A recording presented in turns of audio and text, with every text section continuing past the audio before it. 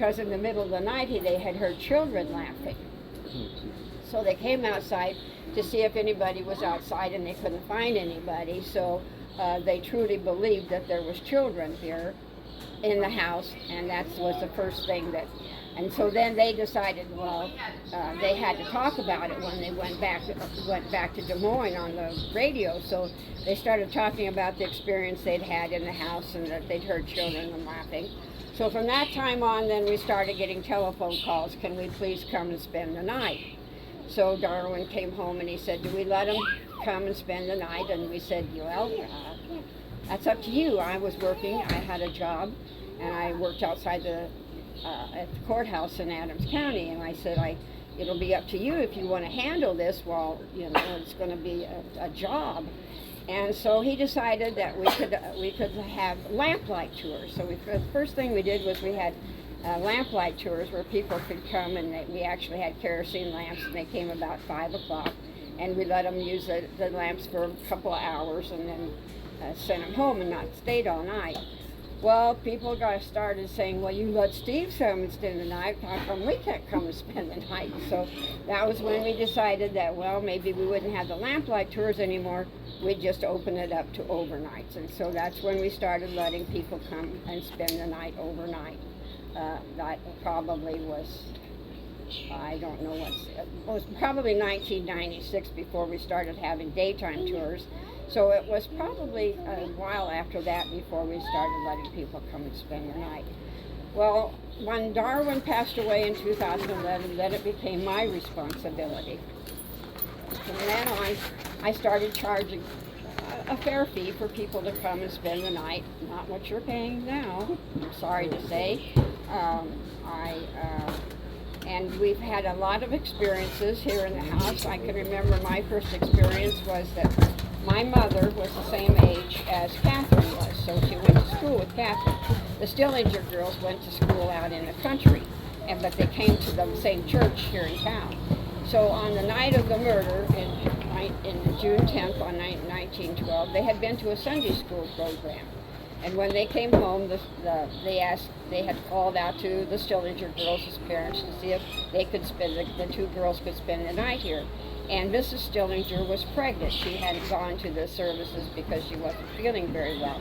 And they were supposed to spend the night with their grandma, but they called out and they said, yeah, the girls could spend the night with Catherine. So unfortunately, that's what happened. You all know that this is an unsolved mystery. Nobody was ever sent to prison or jail. However, we did have a trial on one man, Reverend Kelly, because he confessed to the crime. It was later he recanted it and said he only confessed because he was trying to impress his wife. Well, he was about this short, and she was about this short. When you see pictures, you really wonder why he would want to impress her, but that was the story he gave. So he had two trials. He had one for the Stillinger girl, and it was left up in the air. They couldn't convict him, and so then he had another trial for the other Stillinger girl. He never went to trial for the Moore family. So anyway, he was. They thought he was crazy, and he was. He was so crazy that he put an ad in the paper one time, and he wanted a secretary, but she had to pose in the nude. She had to come, and she interviewed for that. So you know how crazy he was. Well, there's a theory that maybe he's the one that did commit it. But my theory is, and this is just my theory, he was a peeping Tom. And he had gone to the Sunday school program that night of the Moore to see, and he knew that the Moores and the Stillinger girls were staying the night here. So my theory is that he came down to peep at the girls through that window right there. And when he looked through that window, he could see just enough that something was wrong with those girls in that bed. And my theory is that he went into the house and he saw what had happened. Now, he's a minister, so he probably did lay the bodies straight in the bed and cover them up. The thing of it is that when the people came in the morning and when they found out that there had been something bad happen, and they went to do the bodies, the sheets were not stuck to the faces of the victims. The victims were all hit in the head with the axe, with the blunt end of the axe. And they were mutilated to the point where you couldn't even recognize who they were. They wouldn't let Mrs. Stillinger see her daughters at all because she was pregnant, and they didn't want to put her through that, so they didn't let her see her daughters at all. And anyway, the sheets that were covering the bodies, somebody had come in and covered all the bodies, was not stuck to the bodies. Now, I had the murderer freshly done that, they would have stuck because of the blood drawing. So whenever whoever came in and put the sheets over their heads did it after the crime was done. And I think it was drug mentality. That's my theory. I don't think he was the murderer, to be quite truthful with you. So anyway, we've had lots of people come here. We've had TV shows. We've had... and all of them, I have had very few people come here to do an investigation of the house that have gone home and said they hadn't experienced something. One night we had a couple, they were from Omaha, they were the Christiansons, and they came one summer almost every weekend to take pictures and do videos and that. And Dave had a real good rapport with the Moore girls. He would go in and sit, or the Stillinger girls, I'm sorry. He would go in that bedroom and sit with the girls, and they had pictures of orbs on their shoulders and things like that. So one night they were here, and they had a TV camera, and they set that TV camera up in the living room, pointing into this back bedroom. And they used that night film so they could do that. And then in the kitchen, they had a TV set up in the kitchen so they could watch what was being filmed in that bedroom. So I decided this was probably my most profound experience. I went back in the bedroom and I started talking to them. And I talked to them like my mother, told them about my mother being their friend and how sad they all were because of what had happened. And that they were greatly missed family. And I was just back there talking to them. And all of a sudden, I got this cold spot on my arm. Just this arm. The hair raised up on this arm, but not on this arm. It was just a cold spot here. And the people that were in the kitchen watching the TV film told me that they saw a light come and light on my arm. So I think that I was talking to them, and that's how they answered me back. And that seems to be an experience that a lot of people have when they come. They will have their cameras, and they'll take a picture, and what they end up with is an orb. That's what they're called. Or that's what all the people that are involved in this kind of a thing, that's what they call it, is orbs. And if you feel a cold spot, that's normally what it is. It's an orb come to visit you. I've never seen a shadow. Some people have, but I never have. If Darwin was sitting here today, he would say nothing had ever happened to him. But he was kind of funny about that. I think that because he worked so much in this house, redoing this house, that if he ever had a feeling, he probably didn't know what he was feeling. You know what I mean? So, but he certainly believed in the house, and if I wish he was here today to see how it's grown. And I'm sorry that the new owner is a moneymaker. He's out to make all the money he can make off of it, and I wish I had known that before I sold it to him. But you know, you have an opportunity to sell it, and I'm 87 years old, and it just got to the point where I couldn't handle the paperwork and all of that, so I had a good opportunity to sell it, and I took him up on his offer. And I've tried to talk to him and tell him that he's charging too much, but he has to pay for what he paid me, so.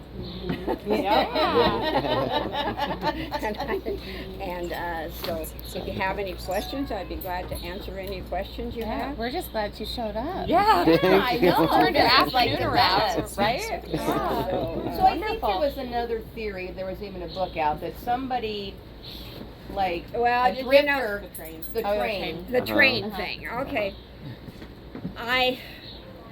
Number one, the railroad tracks are, what would you say, Doug, 3 blocks?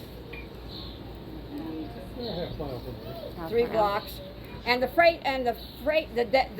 passenger depot is even further away than that. Okay, if somebody got off the passenger depot and it was in his head he was going to kill somebody, there's a lot of houses between here and there. Right. And I just don't think that theory holds water because of that. Had he jumped off the train maybe three blocks down there and walked up here, but still there's houses all the way through here. My mother and father lived a block north of the railroad tracks, you know. And so unless he knew the Moore family, I'll tell you just another little story, and I don't know whether this is true or not, but it's a story that a newspaper man Don Patton came up with this one. And he said that a long time ago there was a family here called the Beavers. And one of the Beavers moved away to Oklahoma and married an Indian lady. Well, when he was down in Oklahoma, he got into a fight with somebody and he got shot. Well, Villisca had an ordinance that colored people could not spend the night here in town. So the wife wanted to come to her husband's funeral, of course, because it was her husband after all, and she wanted to go to his funeral. Well, when she came, they weren't going to let her stay. They weren't going to let her go. And so then they relented and said, "You can stay if you get on the train and go back as soon as the funeral's over with, and don't spend the night here." Well, that upset her to the point that she might have gone home and talked to her tribe. And the tribe sent somebody back here to have restitution against the Beaver family. Well, they had a point at which the Beavers lived 7 houses one direction from that point, and the Moors lived 7 directions in the other direction. So there's the theory that maybe that's how it happened, that he went the wrong direction and ended up at the Moore house rather than the Beaver's house. There's lots of theories like that out there. I mean, I don't know whether that's true or not, but but it's logical. I mean, we don't know who did the murder, so how could we? And then we have another, the Mr. Jones, who lives in that. There's a big yellow house right over there on the corner. He was a banker. He was a wealthy man. He had aspirations to be governor of the state of Iowa. He'd been an Iowa state senator, and Mr. Moore had worked for him for 9 years. It was supposed that he had an affair with his daughter-in-law had an affair with Mr. Moore. And Mr. Jones had aspirations to be governor of the state of Iowa, did not want any scandal against his name, and might have hired somebody to do away with Mr. Moore. Drugs were just as prevalent in those days as they are today. If somebody came in here and was drugged up, he might have just said, "I'm just going to take out everybody." It might have been somebody that if he hadn't taken it out on everybody, that he had woke up and they would have recognized him if it had been somebody local that did it. So there's just lots of theories out there, and you can pick whichever one you want. You can go to the internet, you can go to podcasts, and you'll find out lots of Another things. covered mirror. So is there anything else you'd like to know? Did you ever stay overnight? I never, when we had it, we didn't let anybody sleep in the beds because you had to bring a sleeping bag. And I just didn't want to sleep on the floor. We were here, we had one group of people that were witches. This lady came we had a museum, and she came down to the museum and she said to Darwin, she says, "I know I don't look like it," she says, "but I'm a witch and we want to come and spend the night in the Axe Murder House." So they did, and they brought a priestess with them. She had a drum. They had incense, and they went around and did incense around everybody that was there, and Darwin and I stayed that night till about 1 o'clock. I had a nephew that stayed later than that. They hypnotized one of the people that wanted to be hypnotized, and when she woke up, she had this terrible headache. Her head just hurt. She wanted to go back under, but they wouldn't put her back. They wouldn't hypnotize her again. And we did give, that's the only people we ever gave a breakfast to. We did bring breakfast in. I wanted on their good side. So, anyway, but they were interesting people, actually. The incense did a real funny thing. It kind of rose up in the air, and then somebody, I don't know whether it was Jeff or Gina, was standing someplace, and it just, about an hour or two later, it just fell on her. And what made that stay up in the air that long, I don't know, but it did. The ash did. It scared Gina pretty bad. She left. She went to the car. And that's a niece of mine, so we've had some fun. We made a movie, Villisca Living with a Mystery, and if you watch it, you'll see me. All right. It was kind of a long movie. I don't think you can have a movie made that the person is the director, the producer, the cutter, and the star. How does he cut himself out so that you don't cut his roles out of the movie? So the movie ended up being way too long. But so also the other theory of them hiding in the attic, and there were 2 cigarettes, right? Oh, there is a theory there that Mrs. Moore used that attic for kind of a storage room, and she had bedding in there. And when they went in to investigate, it looked like there was an indentation in the bedding that maybe the murderer was hiding there. Yeah. And there was a cigarette butt, and Mr. Moore didn't smoke. I don't know. I don't know that for sure, but you want to ask so them it's just it's just so many theories out there that you don't hardly know how to pick them up and which one to believe. But which direction was the church in? what, Which direction was the church in? let's see. This street here. You go up this street over here, and you go between 2 churches. The Presbyterian church is on the north side. That's where the Sunday school program was. And the Methodist church is on the south side. That's where the Jones family lived. That became, at one point in time here in Villisca, that almost became a division, because the people in the Presbyterian church they believed that maybe Mr. Jones might have had something to do with it. And people in the Methodist church, he said, no, he didn't have anything to do with it. He was a businessman, he worked at the bank, he had a farm, and there was just a lot of people that believed he could not possibly have had anything to do with it. So it kind of put up a division between the 2 churches at one point in time. It's not that way anymore, but it used to be that way. But the Presbyterian church is the one on the north side, and that's where the Moores went and had the Sunday school program that night. Martha, we gotta go feed these people. I know. I know. I can see he's getting very Are you guys all staying here today? We are. Oh, wow. They are. Is this where you actually sleep though? No, sleeping in there. they don't. I think the owner has Food and aspirations. drink. And bathroom. Okay. Now he has. Very important. Now he has put all new beds in there with new mattresses on them. Well, they tell us we have to use cots, so which Yeah, kind of is well, okay well, with me. Well, that's all right. But They aren't the bed, but yeah, I think I think I'm not so sure it's gonna be a lot of sleeping going on. Well, that's what I tried to tell him in the first place. If they want to sleep, they can bring a sleeping bag and sleep on the floor and be just as comfortable. But he has to rent you a cot. Yeah, yeah. He Is rents you a there cot. any like original furniture No. in there? Nothing? No. Okay. We only know that there was a piano for sure. That there was a piano in the house. Does the Right. So black we cat put the come with it? piano back, and then we tried to Yeah. Does the black cat come They with feed it in there. Oh, well, Oh, church. Smokey is very famous because she has been in one of the TV shows. Okay.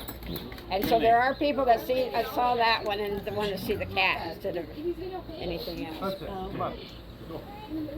Well, anyway. Thank you so much. Yeah. Thank you. Amazing. I'm sorry. We couldn't ask for a No. better This, night. this would have surpassed what we would have gotten. Yeah, thank you. You're very welcome. You're very welcome. Maybe you should hire me as a teacher. You sell it, you come back and work for it, right? So you make more money.